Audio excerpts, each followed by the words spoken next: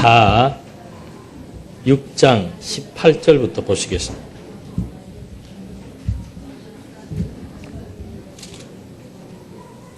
역대하 6장 18절.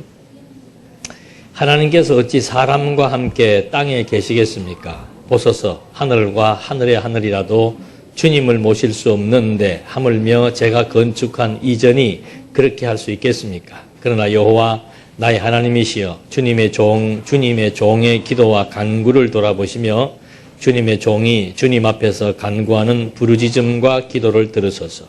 주님의 눈을 뜨셔서 이전 곧 주께서 내 이름을 거기에 두겠다 하신 말씀하신 이곳을 향하여 밤낮으로 살피시고 주님의 종이 이곳을 향하여 드리는 기도를 들으소서.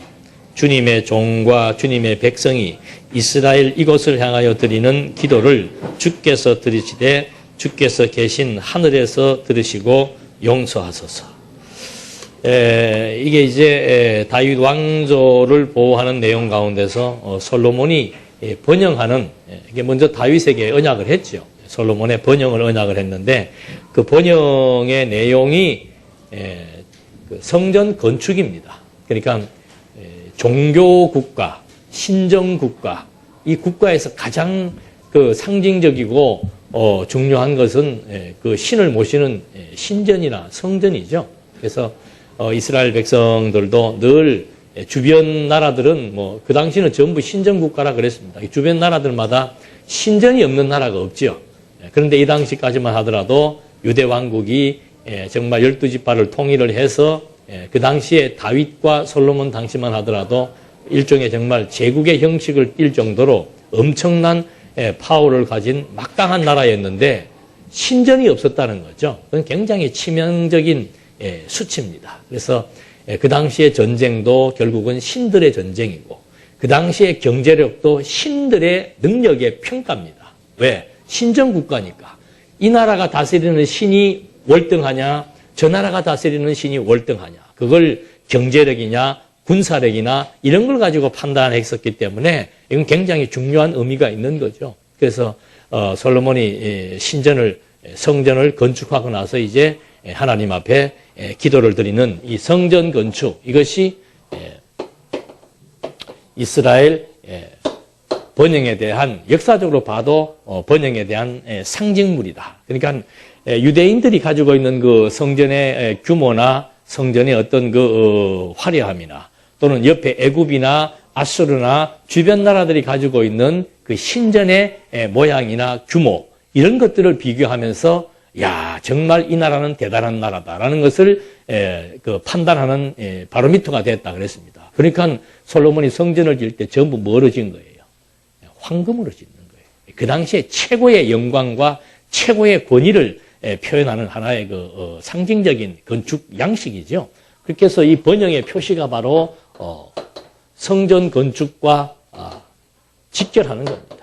성전 건축, 그렇게 꿈에도 그리던 다윗은 뭐 일평생 소원이 성전 건축을 했는데 그 건축을 솔로몬이 이제 하나님 앞에 하고 나니까 그건 뭐 너무도 지당한 거죠.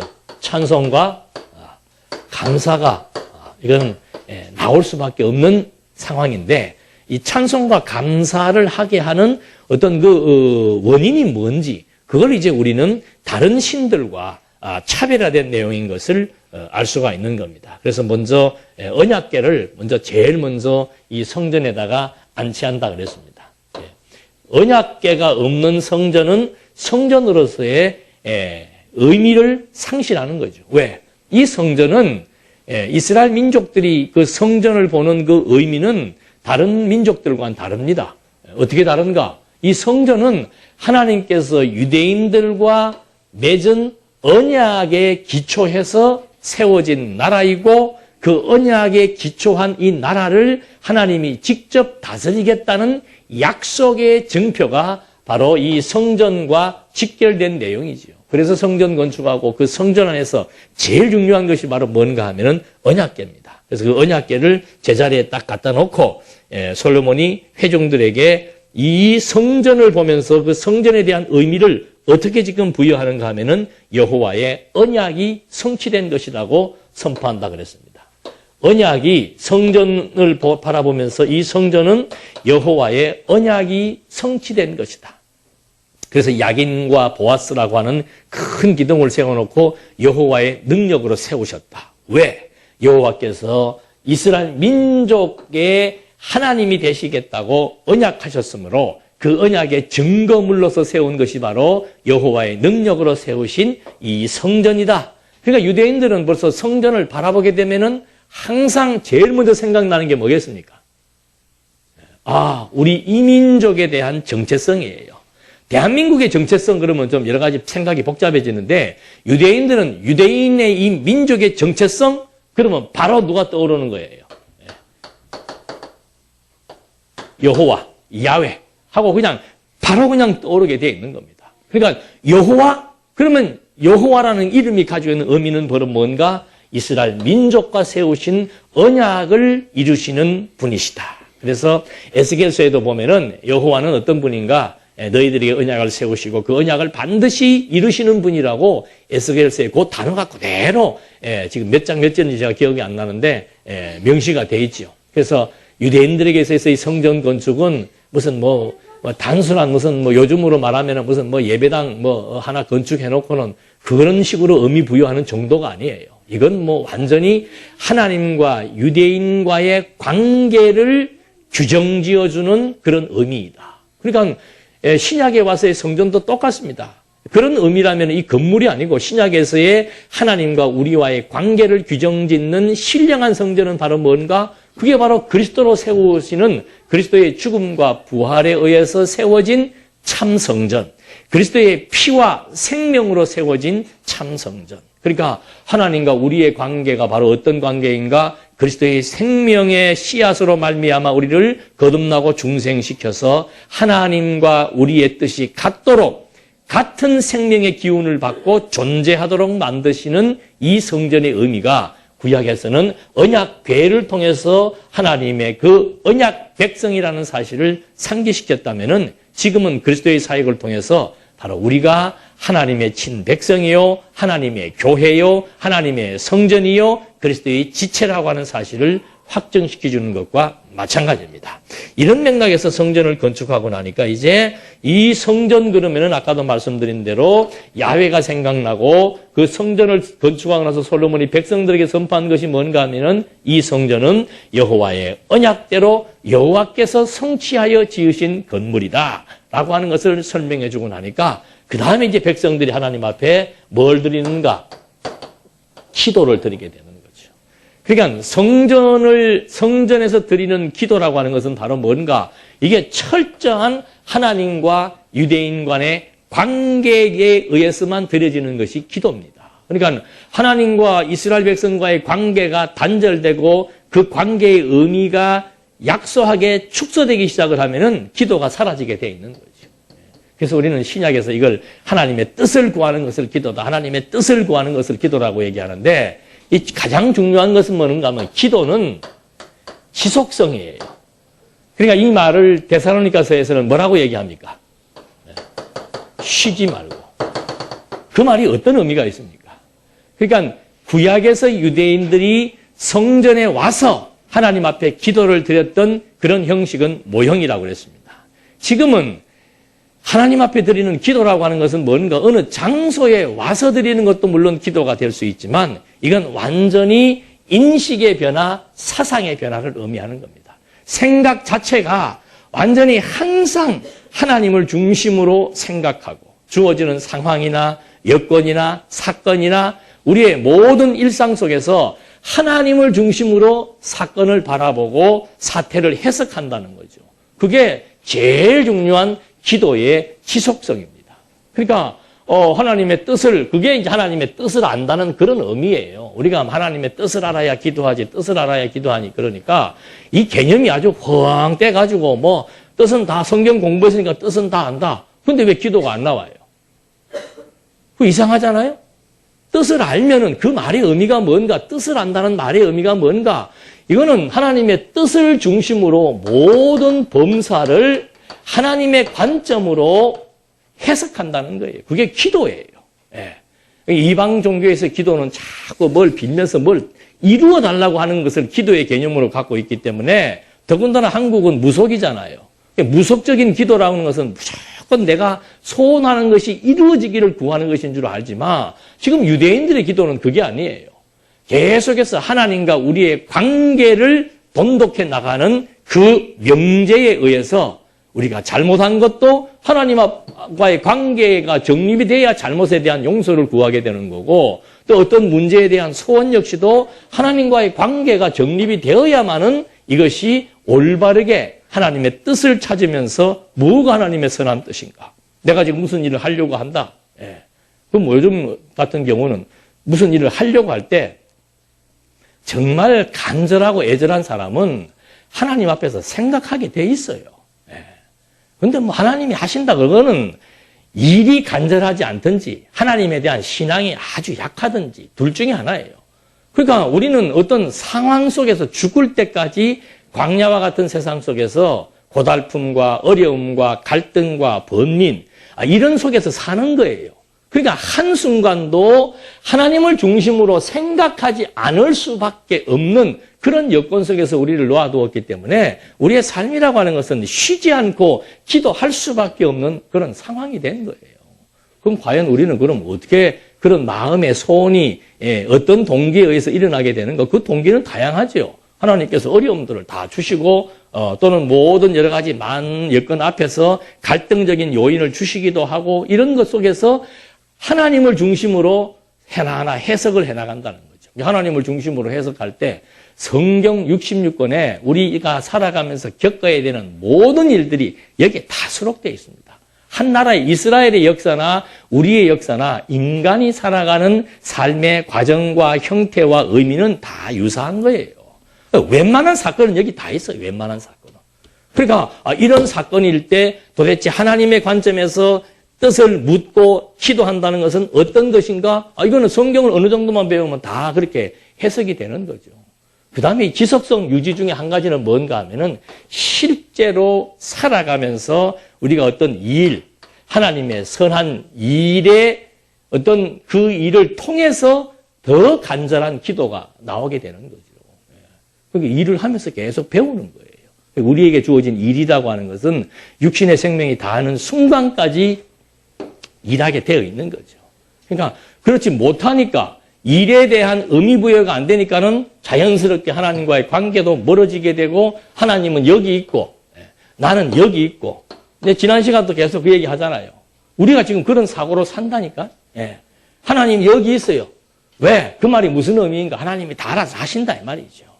그건 하나님이 알아서 하신다는 것은 이런 과정과 또 나를 통해서 하나님이 철저하게 해나가신다는 걸 의미하는 거지 이런 과정 다 빼버리고 하나님이 하신다고 생각하는 것은 그건 완전히 이원론이고 그런 사람들일수록 기도 자체가 안 나올 수밖에 없는 거예요. 나오지가 않는 거죠. 왜? 하나님과 나와 벌써 이게 소통이 안 된 상태에 있기 때문에 그래서 지금 여기에서 말하는 이 기도의 의미라고 하는 것은 굉장히 중요한 의미가 있는 겁니다. 그리스도인들의 삶 자체가 하나님을 중심으로 해석한다라고 하는 것. 여러분 신앙이라고 하는 것은 다른 것도 없습니다. 이게 세속이에요. 하나님을 믿기 이전이나 또는 믿음이 약할 때는 계속해서 세속에 빠져 있고 세속적 가치를 추구하며 사는 그런 범위가 넓지요. 그러나 신앙이란 뭔가 여기로부터 점점 벗어나기 시작을 하는 거예요.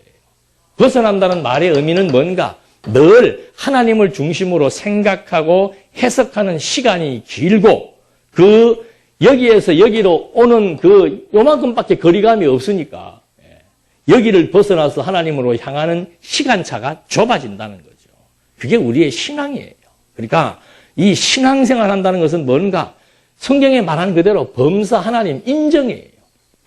기도란 뭔가 범사 하나님 인정하는 것으로부터 출발하는 거죠. 그래서 이게 쉬운 얘기 같지만 우리 신앙들을 이제 하나 한번 점검을 해보면은 이게 참 그런 게 아니구나. 제가 지난 한 주간은 너무너무 바빴어요.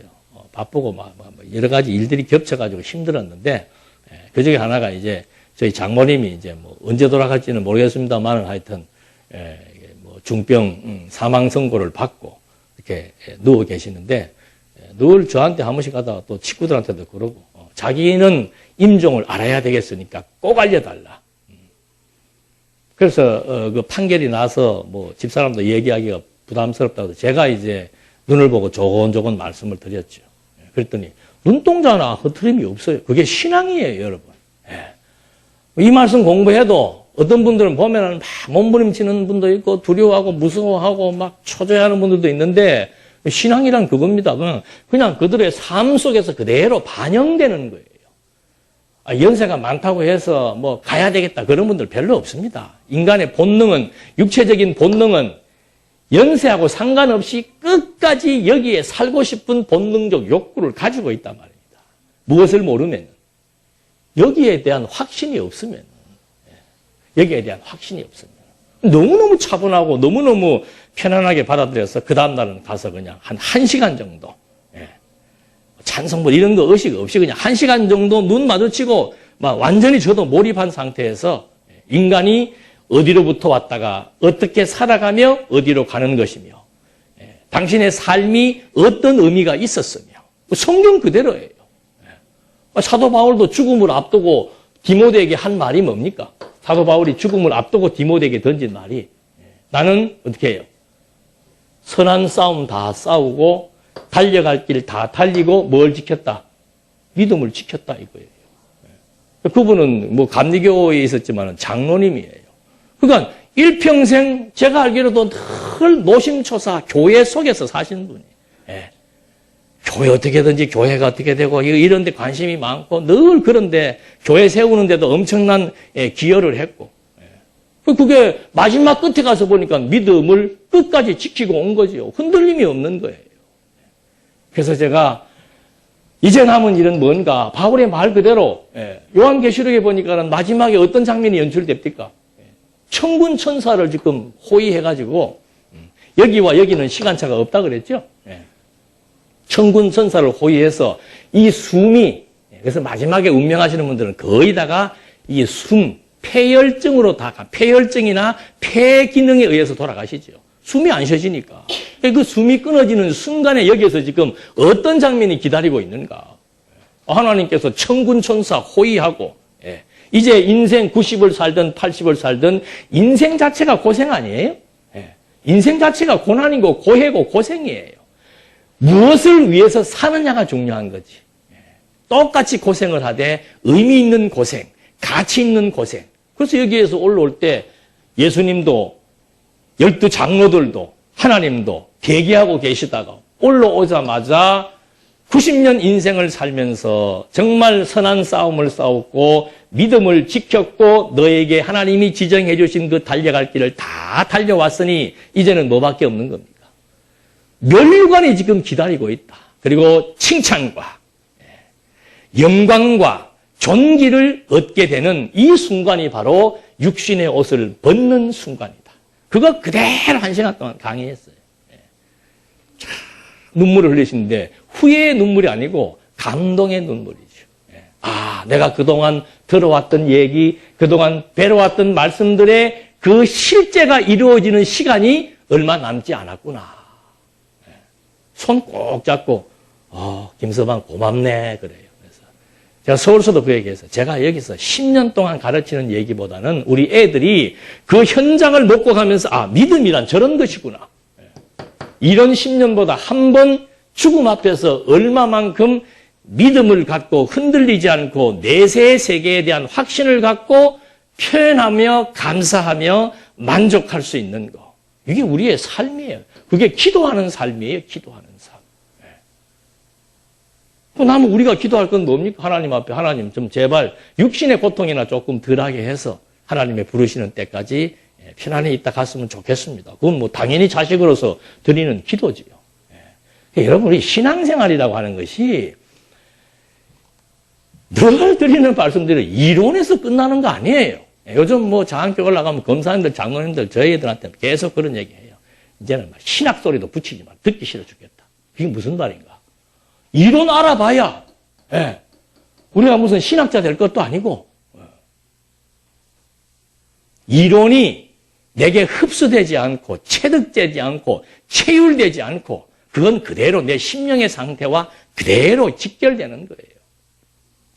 범사 하나님이 인정이 되지 않고 늘 주어진 것보다는 주어지지 않은 것에 대해서 욕심을 내고 그래서 마음의 평안도 잊어버리고 만족할 줄도 모르고 감사할 줄도 모르고 그거 맨날 무슨 뭐 언약과 성취 배우면 뭐 할 거예요. 그거 배우는 이유는 바로 내 사상이 바뀌고 내 마음의 상태가 바뀌고 내 행동이 변화되는 것까지 그 속에 다 포함되어 있는 거죠.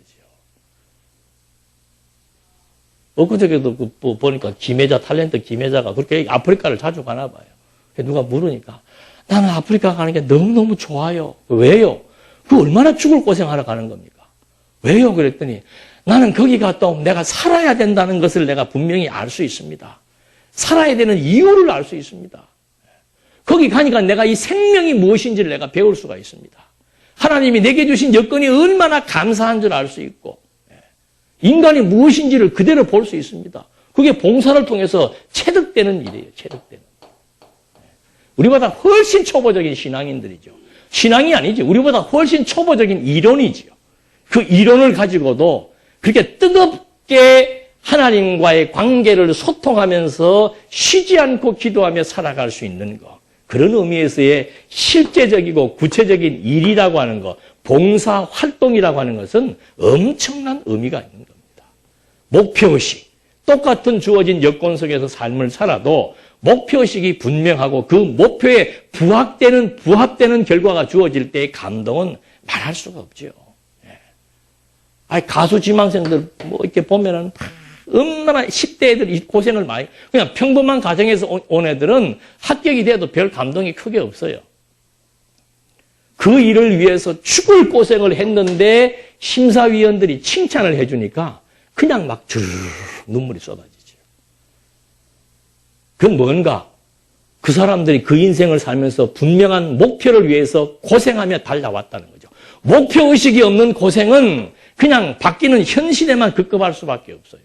그러나 뚜렷한 목표의식을 가지고 고생을 했을 때 지금 베드로서도 그거 아니에요. 마지막에 그리스도가 우리를 위해서 칭찬과 격려와 영광을 얻게 한다라고 하는 그 약속의 말씀의 그 의미가 바로 뭔가? 내가 하루를 살아도 분명한 목표의식, 한 순간을 살아도 하나님의 뜻을 잊어버리지 않고 살아가는 그 실제의 우리의 삶 속에서 겪어왔던 고생, 그 고생의 의미가 마지막 내가 그 일을 위해서 고생했는데 그 일을 주도한 그 심사위원이 나에게 한마디의 칭찬을 해줄 때.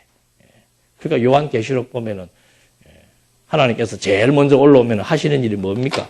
눈에서 눈물을 닦아주는 거죠.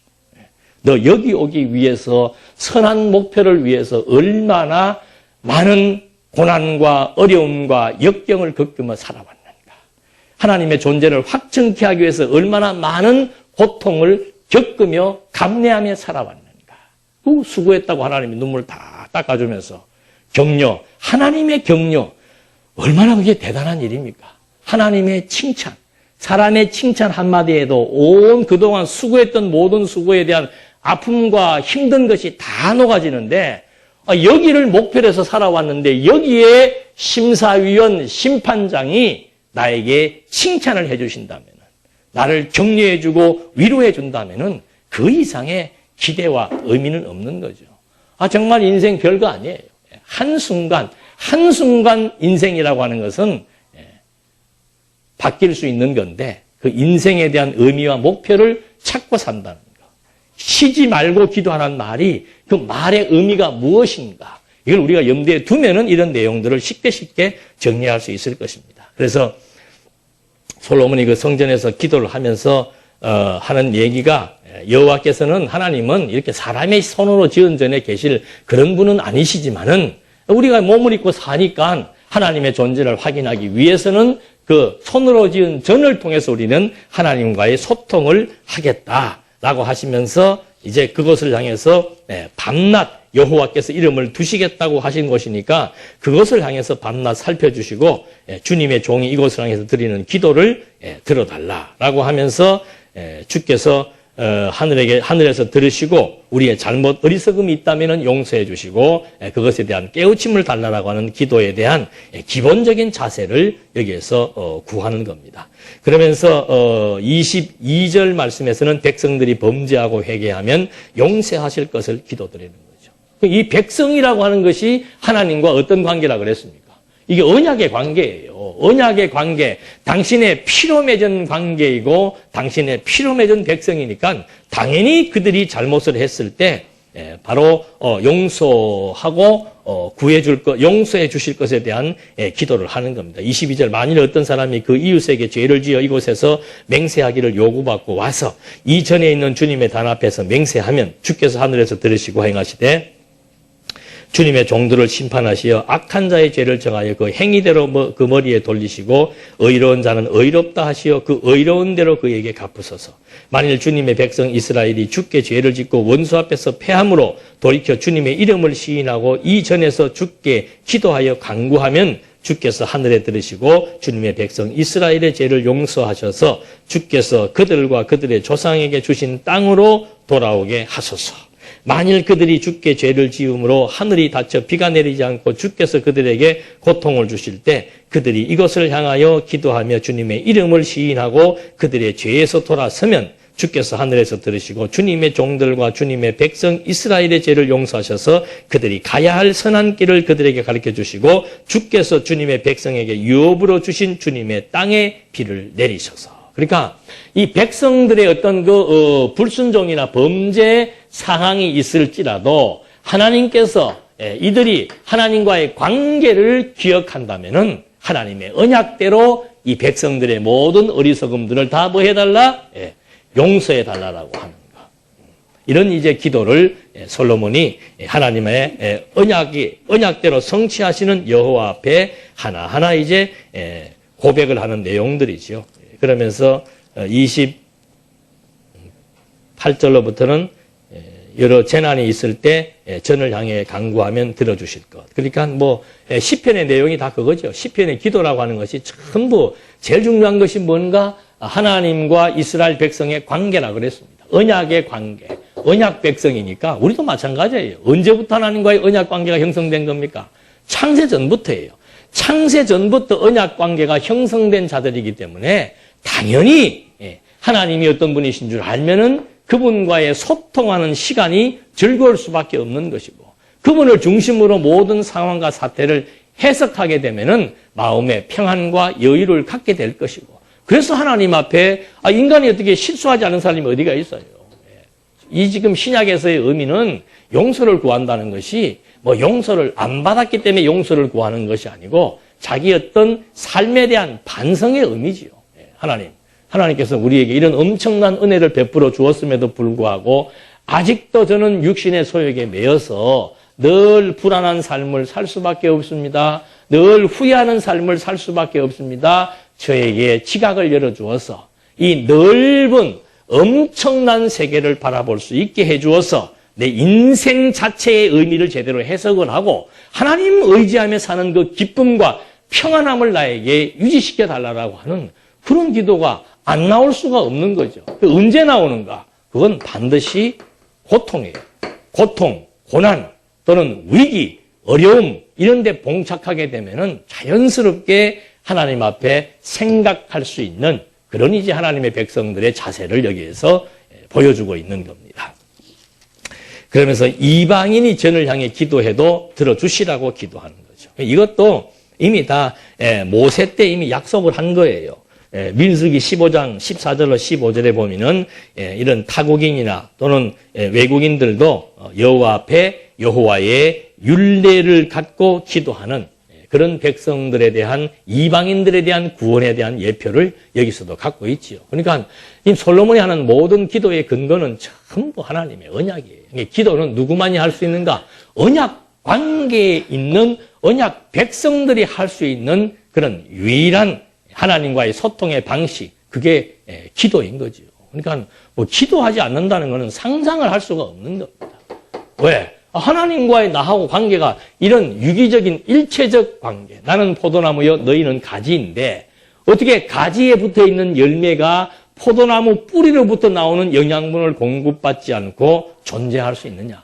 제대로 되지 못한 열매는 영양분이 제대로 공급이 안 되니까 시들어서 잘리게 되는 거죠. 그런 것처럼 오늘 우리의 기도라고 하는 것은 이건 뭐 그리스도에게 뿌리를 받고 있는 한 이 기도는 늘 연속성을 가지고 우리의 삶을 지배할 수밖에 없다는 사실, 이걸 여기서도 확인할 수 있는데, 이방인까지라도 하나님의 언약이 있는 자라면은 이방인이라도 기도하면 들어줄 것에 대한 그런 내용이 나오고, 34절로 42절 말씀에서는 전쟁 때나 포로 때 전을 향한 기도를 들으시라.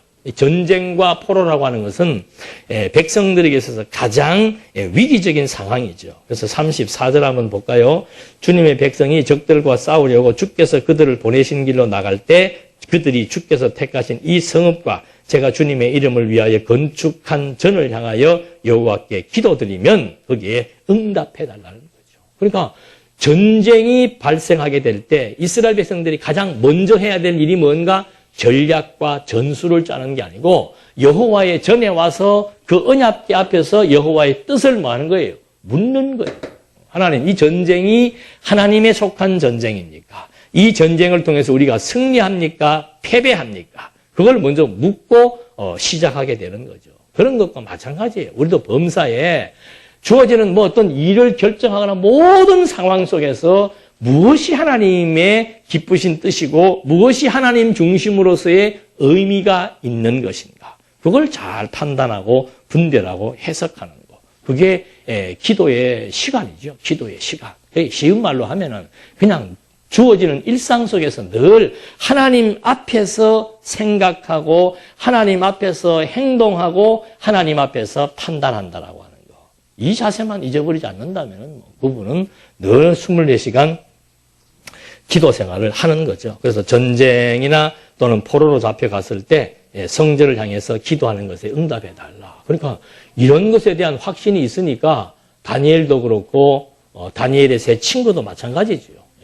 그럼 다니엘은 늘 유대인들은 성전을 향해서 지금 이슬람 교도들이 그 이슬람의 메카를 향해서 기도하는 것처럼 유대인들도 마찬가지예요. 항상 예루살렘 성전을 향해서 포로 생활할 때 예루살렘 성전을 향해서 기도하잖아요. 그러니까 그 바벨론 왕이 다니엘 보고 그거 못하게 했잖아요. 못하게 하니까 나는 죽겠다 이거죠. 차라리. 하나님과의 관계가 끊어진다면은 나는 차라리 죽는 것이 낫다. 이게 신앙이에요. 신앙. 이 세상 그 어떤 것과도 바꿀 수 없는 가치. 이것이 신앙이에요. 신앙. 그러니까 이 세상에서 가장 소중한 것이 뭔가? 그게 신앙심이에요. 신앙심. 그래서 자녀 교육에 대한 중요성도 그런 맥락에서 나중에 이제 오후 시간에는 그게 나오겠습니다만은 부부 생활도 사회 생활도 뭐 모든 것들이 가정생활 모든 것들이 가장 중요한 것이 뭔가 하면은 신앙심이죠. 하나님 앞에서 하나님과의 관계를 통해서 얻어지는 가치와 행복, 이것이 가장 중요한 것이기 때문에 지금 여기서도 솔로몬이 그런 맥락 속에서 이런 위기 상황이 있을 때 우리가 성전을 향해서 기도하면 응답해달라. 그러니까 그 응답해달라는 그 약속 그대로 다니엘도 사자굴에 들어가서도 담대하게, 죽음 앞에서도 담대할 수 있는 거. 이건 평상시의 내공이에요. 평상시의 내공. 평상시에 내공이 자꾸 어떤 주어진 일을 통해서 자꾸 체득되면서 맞아. 진짜 하나님이 하시는 것이 너무도 분명하지 하는 것에 대한 확신. 그것이 죽음의 위기 앞에서도 흔들리지 않고 사자를 똑바로 쳐다보면서 나갈 수 있는 거. 육신적인 죽음에 대한 두려움 앞에서 그걸 죽음이라고 하는 것을 똑바로 쳐다볼 수 있는 거. 그게 믿음의 담력이에요. 그게 견고한 믿음이고. 여러분들이 무슨 사형선고 죽으면 병에 의한 사형선고를 받는다. 사업이 실패했다. 무슨 어려움이 있다. 회사 생활에서 많은 여러 가지 모함과 여러 가지 많은 일들이 있다. 그런 어떤 상황 속에서도 하나님의 백성은 눈동자가 흔들리면 안 돼요. 하나님을 향한 눈동자가 흔들리면 안 된다 이 말입니다. 그게 담력이죠. 담력. 그래서 이런 것들을 지금 하나하나 지금 솔로몬을 통해서 모형적으로 우리에게 설명해 주면서 첫째는 응답해 달라. 하나님이 다니엘에게도 응답을 했고 그 세 친구가 불가마로 들어갔어도 느부갓네살 왕, 그리고 그 신전에다가 내가 머리 굽히고 무릎을 꿇으니 차라리 불가마를 택하겠다. 그리고는 또 한 가지 중요한 것은 뭔가 하면 다윗에게 베푸신 은총을 기억해달라는 거죠. 하나님, 응답이라고 하는 것은 하나님과의 소통이에요, 소통. 하나님과 나와의 관계가 유지될 수 있도록 해달라는 얘기고, 두 번째는 뭔가 하나님이 우리에게 베푸신 은총이 무엇인지를 기억하게 해달라는 거. 하나님의 은총을 잊어버리는 그 순간 우리는 감사를 잊어버리게 되죠. 그러니까 가장 무서운 것은 뭔가 우리 마음의 상태입니다. 행복이란 마음에 있는 거라 그러잖아요. 아무리 환경이 좋아도 마음이 불편하면 그건 행복하지 못한 거예요. 그래서 하나님, 내가 주어진 여건 속에서 다윗의 은총을, 다윗에게 하나님이 언약한 대로 지금 솔로몬에게 와서 이 성전이 건축된 거 아닙니까? 다윗 때 국가를 통일시킨 거 아닙니까? 다윗이 범죄에서도 하나님이 다윗에게 은총을 베풀어서 다윗으로 하여금 그 약속, 왕위가 영원히 존속되게 해준다는 약속이 그대로 이루어진 거 아니에요. 그래서 하나님의 은총을 기억하며 산다라고 하는 거. 똑같아요. 우리 삶에는 항상 우리의 갈등은 뭔가? 이게 이제 이루어진 현재예요. 현재. 이루어진 현재예요. 이게 하나님이 내게 주신 분복이라고 인정이 된다는 거. 이걸 감사하다고 느끼는 사람, 이게 얼마나 행복한 사람이에요. 오늘 주어진 여건이 하나님 참 감사합니다라고 마음에 감동하며 사는 것, 그것이 하나님의 은총을 잊어버리지 않는 거예요. 먹을 것과 입을 것이 있는데 내가 맨몸으로 나왔는데 어쩌자고 하나님께서 나에게 많은 것을 주셨습니까? 라고 생각하는 이것이 하나님의 은총을 잊어버리지 않는 거죠. 근데 사람은 뭔가 오늘 주어진 것에 대해서는 당연한 줄 알아. 두 가지예요, 두 가지. 당연한 줄 알죠. 나만 그런가? 뭐 나만 남편이 있냐? 나만 가정이 있냐? 나만 밥 먹고 사냐? 뭐 당연한 줄 아는 거죠. 그 사람은 하나님의 은총을 잊어버린 사람. 이것이 하나님이 주신 은총이라는 것을 잊어버리고 자기가 마치 무엇을 이루어낸 줄로 아는 사람이에요. 그러니까 이것을 자기 마음대로 움직이려고 하고 이것에 대해서 감사할 줄 모르고 어디에 관심을 갖는 겁니까? 주어지지 않은 것. 주어지지 않은 것을 늘 꿈꾸며 생각하는 것. 다윗이 고백이 뭐예요? 하나님, 나는 주어지지 않은 것, 다시 말하면 크고 기이한 일을 나는 꿈꾸지 않습니다. 내가 마음의 소원이 성전 건축이었지만은 이것이 하나님의 뜻이 아니라면은 나는 여기에 대해서 꿈꾸지 않으랍니다. 그게 신앙심이에요. 신앙심. 우리는 자꾸 비교를 하는 거예요. 비교를. 비교하면서 내게 없는 것을 지금 자꾸 기대하고 소원하고 그것 때문에 이게 안 이루어지니까 불만이 생기고 불편함이 생기고 부족감을 느끼고 그래서 불행한 거 아니에요. 하나님의 은총을 기억하며 산다는 것은 여기에 만족할 수 있는 거라 이 말이죠. 이건 정말 기독교적인 진리가 아니고서는 주어질 수 없는 해석 체계죠. 대부분의 많은 사람들은 어떤 아이들을 칭찬하는 저놈은 멋이 크다? 욕심이 많아. 그걸 무슨 뭐 칭찬이라고 하고 앉았어. 아유, 저놈 보니까 막 욕심이 많네. 욕심이 많은 만큼 인생 고달픈 거죠. 욕심이 많은 만큼 인생 고달. 되지도 않는 거고 또. 그래서 여기에 만족할 수 있다라고 하는 이것이 하나님의 은총을 잊어버리지 않은 것의 결과로 여기에 만족이 주어지는 거죠. 그걸 우리는 신앙심이라고 얘기하는 겁니다. 성경의 복잡한 체계를 모르더라도 그냥 그때그때 들으면서 소화된 하나님에 대한 확신과 내게 주어진 삶의 현장 속에서 터득된 하나님에 대한 지식, 그것이 우리들로 하여금 여기에서의 삶에서 검증시켜주는 거죠. 검증시켜주는 거예요. 그래서 이 이론은 정말 내게 체득되지 않는 이론은 독이에요. 독. 머리에서만 맴도는 이론은 독이에요. 그게 왜 독인가? 완전히 그냥 이거 자체에서는 똑같이 욕심 부리고 똑같이 내가 주인 노릇 하려고 하고 자기 공로 드러내고 이것만 늘 기대하고 이거 안 된 것 때문에 좌절하고 실망하고 이것이 사람이든 일이든 주어진 상황에 대한 여호와 인정하지 못한 결과이기 때문에 하나님에 대한 인식이 그대로 내게 소화되는 만큼 여기에서의 그대로, 그래서 지금 우리가 오후 시간에 공부하는 것이 뭔가 하면은 생활로 무장하는 거 아니에요? 생활로 무장하는 거. 삶이라고 하는 것은 그냥 현실이에요, 현실. 바로 실생활이고, 신앙이란 뭔가 현실을 통해서 판가름하고, 현실을 통해서 검증하고, 현실을 통해서 성숙되게 되는 거죠. 무엇에 의한 이론과 실제, 이론과 현실, 이걸 통해서 하나하나 검증해 나가는 것이기 때문에 우리의 삶이라고 하는 것은 굉장히 학습 과정에서 중요한 부분이 되는 거예요. 그래서 지금 하나하나 솔로몬이 그런 얘기를 하면서 다윗에게 베푼 은총을 기대해 달라. 그리고 이스라엘 백성들 모세와의 언약대로 범죄할 때는 흩어버리고 그 백성들이 여호와 앞에 나와서 정말 하나님과의 관계를 바르게 정립해 나갈 때는 다시 모아달라고 하는 거. 그러니까 그대로 아니에요? 모세에게 율법을 주어서 흩고 모으시겠다고 약속했습니다. 근데 진짜로 바벨론 포로를 통해서 흩어버리고 파사를 통해서 다시 회복시켜줍니다. 그리고 다시 유대인들이 그리스도 시대에 예루살렘에서 유대인들이 그리스도인들이 70년 예루살렘 멸망 때 세계 만국으로 흩어집니다. 그랬다가 언제 모이는 거예요? 그러니까 이 성경의 역사는 전부 다 뭐 하는 거예요? 일단 흩었다가 어떻게 해요? 모으고, 또 흩었다가 모으고. 이게 모세의 율법의 예언이에요. 그 예언 그대로 바벨론 시대에 127개 나라로 다 도성으로 흩어버립니다. 그랬다가 다시 파사를 통해서 모으시지요. 예수님 당시도 마찬가지예요. 예수님 신약의 시대에도 예루살렘 70년 때 유대인들이 어떻게 됩니까? 완전히 흩어져 버리는 거예요. 1948년인가?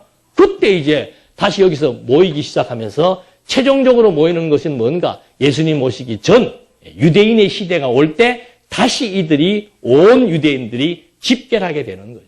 그래서 하나님의 섭리의 방법은 항상 흩었다가 모으고 허물었다가 세우고 왜 그러는가? 그런 실제의 삶 속에서 우리들로 하여금 하나님을 체휼하게 하고 체득하게 하는 거죠. 그 신앙이라야말로 정말 견고한 신앙이에요.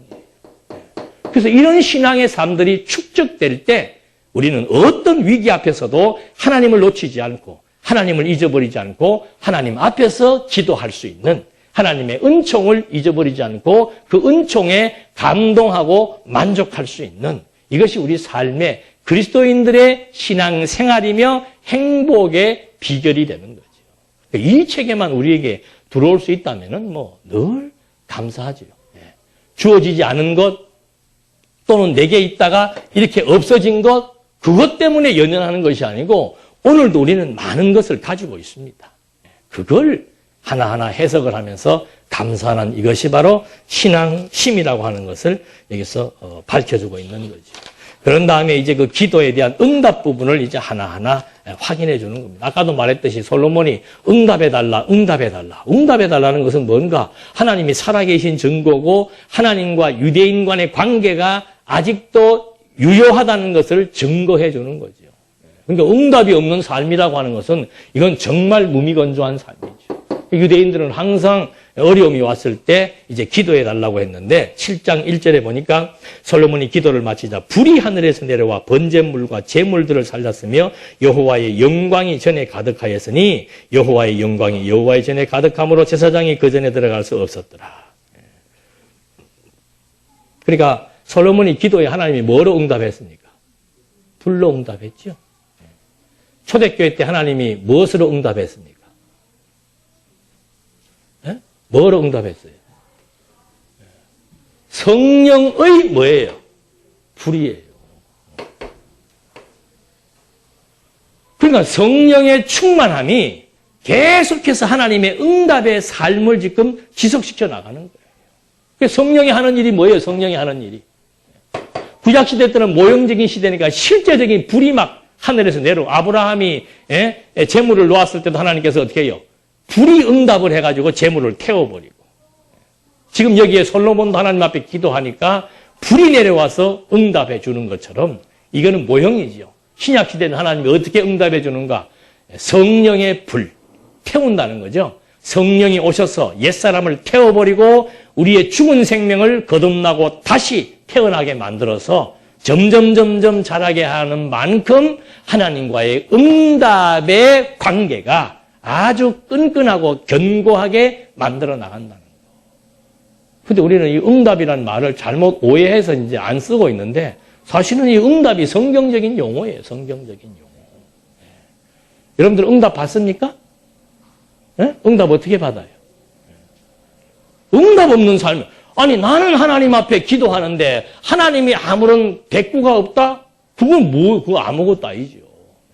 그러니까 신비주의자들은 구약적 모형적 응답의 형식을 취하지만 지금의 응답은 뭡니까? 지금의 응답은 뭐예요? 끊임없이 말씀을 통해서 하나님이 인정이 되고 범사 하나님을 중심으로 해석이 되고 주어진 것에 만족감이 드는 것이 하나님의 뭐예요? 응답하심이에요. 응답하심. 네. 하나님, 내가 지금 어려운 일을 당했다. 당연히 하나님 앞에 생각하게 되죠. 하나님, 내 지금 견디기가 힘이 듭니다. 나에게 지혜를 주소서. 그 지혜를 주시는 응답이 뭡니까? 하나님을 중심으로 상황이 또박또박 해석되기 시작하는 것이 하나님의 응답이에요. 하나님의 응답이 없는 사람은 죽은 사람이나 마찬가지예요. 예? 아니 애기들이 응애하면 막 바로 어떻게 해요? 어머니의 응답이 나오잖아요. 젖을 물리든가 기저귀를 갈아주든가 바로 반응이 나타나는 것처럼 우리의 신앙적 반응도 똑같은 겁니다. 하나님의 말씀에 의해서 하나님 앞에 기도할 때마다 하나님의 응답, 신앙적 반응이 나타난다는 거죠. 아니 이건 우리의 삶 속에서 자꾸 경험이 되어야만 하나님과의 관계가 어떻게 지는 거예요. 예. 세상 말로 하면 더 친해지고 더 가까워지고 더 돈독해지는 거예요. 근데 원리주의자라는 뭔가 이론만 가지고 하나님을 여기다가 세워놓고 하나님이 이렇다 저렇다 해놓고는 실제 와서는 하나님과의 관계가 있어요 없어요? 소통이 없어요. 예. 세상 사람들하고 똑같이 살아가는 거죠. 돈이 최고고 건강이 최고고 그냥 막 세속적 가치 그대로 추구하며 사는 것은 그건 이제 하나님과의 소통 관계가 끊어진 상태를 의미하는 거예요. 이론이야 그거 뭐 6개월만 하면 배웁니다. 이론적인 거. 6개월 하면 배워요. 그게 내 신앙으로 지금 착각하면 안 되는 거죠. 왜 광야 40년 생활을 하게 하는 겁니까? 40년 동안 하나님 섬기게 하시는 거 배우잖아요. 우리 인생도 마찬가지예요. 하나님이 어떤 분이라고 하는 그 이론적 지식이 우리의 현실적인 삶 속에 녹아 들어와서 진짜 하나하나 하나님과의 관계를 하나하나 확인하고 정리해 나갈 때 그때 신앙적 내공이 자라나게 되는 거죠. 그 내공은 제가 그래서 그런 말씀 저보다 여러분이 훨씬 좋을 수도 있는 거예요. 왜? 주어진 시간 속에서 계속해서 신앙적 내공을 쌓아가고 하나님과의 소통이 주어진 삶의 현장 속에서 끊이지 않고 응답받는 삶이 주어지는 자라면은 그 신앙심이라고 하는 것은 뭐 전쟁의 위기 앞에 죽음의 위기 앞에 정말 엄청난 경제적 위기 앞에서도 흔들리지 않고 주어진 여건 속에서 나를 하나님이 지금 부르신다고 하는 그 여건 속에서도 만족하고 감사할 수 있고 지금까지 이렇게 살아가게 해주신 하나님 감사합니다. 얼마나 멋있고 아름다운 풍경이에요. 여러분 믿지 않는 사람이면은 임종을 가르쳐줘야 됩니다. 당신 얼마 살지 없다는 걸 가르쳐주어서 남은 기간에 당신이 할 수 있는 유일한 것이 하나 있다. 그것은 내세다. 죽고 난 이유가 문제이다. 그거 설명해 주어서 그거 그러면 내가 어떻게 취득할 수 있는가? 하나님 설명해 주면 되는 거예요. 믿는 사람에게도 내 인생을 정리하게 해주고 지금까지 지나온 것 하나님의 뭐예요? 크신 은혜예요. 그거를 지금 본인이 정리할 수 있는 시간을 줘야 되죠. 그건 본인의 권리인데 그 권리를 가족들이 박탈하면 안 되는 거죠. 여러분 정말 죽음이 예? 모든 것의 끝입니까? 죽음이 두려운 겁니까? 죽음이 그냥 모든 것을 다 망치는 것이고 인생 다 끝내는 겁니까? 그렇다면 말해주면 안 되죠. 성경이 말하는 죽음은 뭐예요? 육신을 잃고 여기에서 겪는 고통을 벗어버리는 출발이에요. 하나님을 직접 대면하면서 그 영광의 찬송을 부르고 하나님으로부터의 칭찬과 격려와 위로를 받는 그 탈바꿈되는 변화되는 삶의 분기점이다 그 말입니다. 없어지는 게 아니에요. 끝나는 게 아니에요. 새로운 시작이고 새로운 삶의 가치의 전환이고 새로운 세계에 대한 새로운 경험의 시작인데 그거를 왜 안 알려줍니까? 당연히 알려줘야 되죠. 봐도 언젠가는 갈 거 아니에요. 나 지금 같이는 못 가지만은 나보다 더 우리 가족보다 더 정말 신령적 관계에서의 아버지, 형제, 지체들이 지금 수없이 많은 분들이 당신을 지금 축하해 주기 위해서 마중 나와 대기하고 있다는 사실을 안다면은 얼마나 마음이 뿌듯하겠습니까? 누가 이 땅에 살면서 나를 마중 나올 사람이 누가 있어요? 예? 나 뭐 공항에 내리고 어디 가도 마중 나온 사람 없어요. 근데 마지막 내가 이 땅에 살면서 육신적인 옷을 벗는 그 순간에는 천군 천사가 지금 나를 마중 나와가지고 기다리고 있고 하나님이 직접 내 눈에서 눈물을 닦아주고 하나님이 나를 칭찬해주고 위로해주고 나에게 정말 멋있는 인생 살았다고 평가해주는 그 순간이 육신적인 죽음의 순간인데 그거 미리 알면서 그걸 바라볼 수 있다는 거. 여러분 스데반이 죽을 때 어떻게 죽었어요? 하나님의 영광을 봤어요. 우리도 하나님의 영광을 봅니다. 그걸 왜 그 멋있는 아름다운 시간을 왜 그걸 갖다가 상대방에게 기회를 주지 않습니까? 미리미리 여기에서 다 만끽하면서 누구든지 마찬가지 아니에요? 인생 산 거 생각하면 전부 하나님 중심으로 생각하면 다 감사한 것밖에 없어요. 하나님 그때는 괜히 그랬네요. 지금 와서 생각해 보니 그때 괜히 화를 냈네요. 그때 괜히 상대를 아프게 했네요. 그때 너무 어리석은 생각에 의해서 그렇게 했군요. 그런데도 하나님은 지금 나를 위해서 이 엄청난 것을 지금 예비하고 계십니다. 감사와 감동의 눈물이 어떻게 안 나와요? 그 아름다운 순간, 그게 죽음을 맞이하면서 최종적으로 누릴 수 있는 가장 아름다운 영광의 순간입니다. 그게 신앙심이지요. 기독교인들이 누릴 수 있는, 기독교인들이 육신을 입고 마지막으로 누릴 수 있는 최후의 평안과 행복과 가치라고 하는 것. 장례식 설교할 것도 없어요. 장례식에 사람 가고 없는 데고 하면 뭐예요? 진짜 하려면은 임종하기 전에 식구들이 알려주고 본인들이 얘기하지 못하고 그때 저 부르면 제가 갈게요.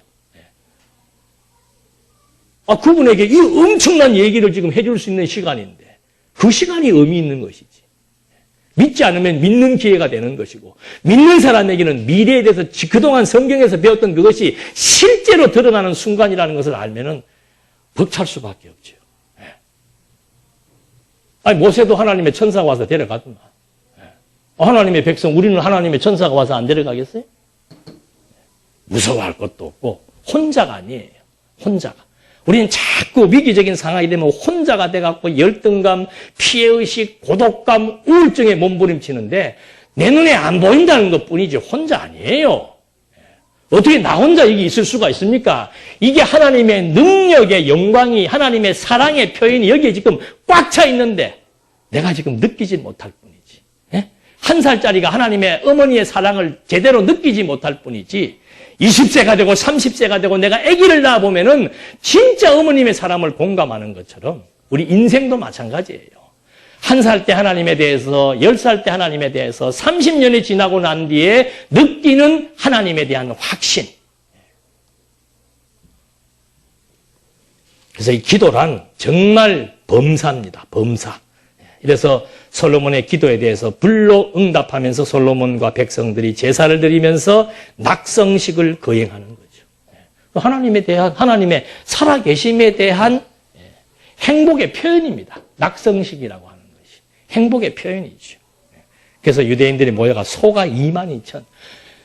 잠실 운동장 4만 명 들어가는 운동장만 해도 꽉 찹니다. 근데 사람보다 큰 소가 22,000마리가 거기 들어가 있으면은 그게 얼마나, 양이 12만 명. 제사를 드리는데 그렇게 엄청난 제사를 드린다는 거죠. 여호와에 대한 찬송이라고 하는 것은 그런 양과 소와 비교할 수 없는 가치지요. 여러분, 우리가 말씀을 듣고 산다는 것은 이걸 누리며 사는 겁니다. 주어진 환경만 바라보면서 불행하다 생각하지 말고, 부족하다 생각하지 말고, 정말 더 넓은, 실제로 현존하는 더 넓은 하나님의 영광의 나라가 존재한다는 사실에 대한 깨달음과 인식의 확장에 의해서 오늘 주어진 이 삶 속에서, 이 세계 속에서 나는 무엇의 가치를 두고 무엇을 추구하면서 정말 사도 바울처럼 선한 싸움이 우리에게 맡겨진 일이에요. 그리고 믿음을 지키면서 살아간다라고 하는 것. 어떤 유혹과 어떤 갈등과 위기 속에서도 믿음을 지키며 살아간다는 것. 그래서 내게 주어진 그 60년, 70년, 80년, 90년의 인생길을 믿음을 갖고 달려오면 살아갈 수 있다라고 하는 것. 하나님은 우리에게 그 엄청난 복을 허락하신 겁니다. 기도하시겠습니다. 은혜와 사랑이 풍성하신 하나님 아버지, 말씀을 들을 땐 무엇이 가치롭고 하나님이 살아계시고 어떻게 살아야겠다고 다짐해 보지만 우리의 신앙적 내공이 약할 때 바로 보이는 환경 때문에 흔들리고 잊어버리게 됩니다. 솔로몬이 하나님 앞에 하나님의 은총을 잊어버리지 않게 해달라는 간구를 한 것과 같이 하나님, 우리 하나님의 진리의 말씀을 통해서 하나님의 살아계심과 하나님의 뜻하심과 하나님이 우리에게 베푸신 은총과 그것에 대한 감동이 식지 않고 살아갈 수 있도록 우리와 끝까지 함께해 주시옵소서. 예수님의 이름으로 기도드립니다. 아멘.